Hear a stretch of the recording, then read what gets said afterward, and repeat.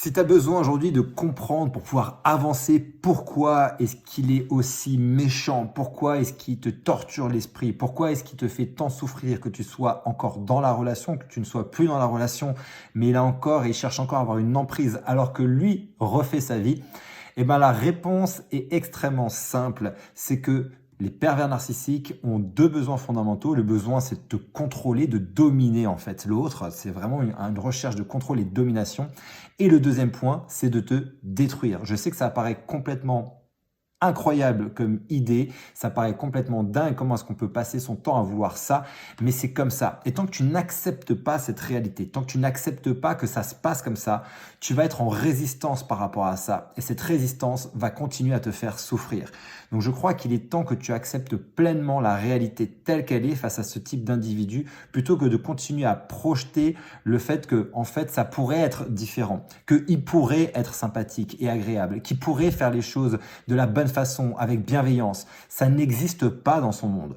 Tant que tu continues à espérer que ça puisse être différent, tant que tu continues à croire que les choses devraient être différentes, tant que tu continues à espérer qu'il puisse y avoir de la communication, de la bienveillance, et donc tant que tu continues à rêver, à fantasmer d'une réalité différente de la tienne et de ne pas en fait accepter pleinement et radicalement ta réalité telle qu'elle est aujourd'hui dans cette relation, tu vas souffrir et tu vas subir la situation. Donc moi, ce que je te propose, c'est de passer et de basculer dans l'acceptation radicale de ta situation, de ta vie pour en reprendre le contrôle, parce que tu ne pourras jamais changer cette situation tant que tu es dans cette position, dans cet espoir que les choses changent, parce que tu vas toujours être dans la fuite de vivre quelque chose d'inconfortable, la fuite de ce que tu es en train de vivre, et dans cette attitude-là, en fait, tu vas subir à 200% la situation.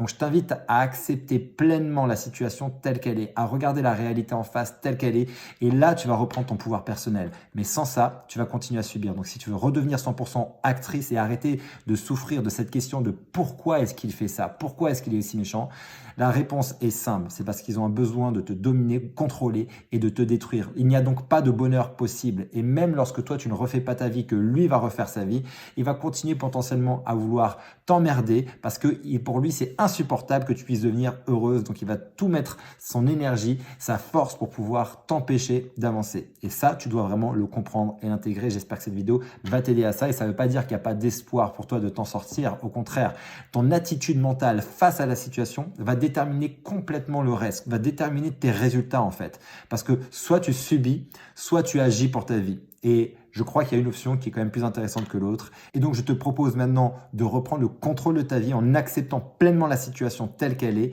et en mettant un trait sur les rêves que tu pouvais avoir par rapport à cette relation, en mettant un trait sur les espoirs que tu pourrais avoir sur une situation différente. Et je te garantis que ça peut paraître fataliste, mais en fait, il y a un véritable pouvoir derrière ça. Parce que là, tu vas avoir le pouvoir de reprendre le contrôle sur tes décisions, tes actions, ton attitude et donc les résultats que tu vas obtenir.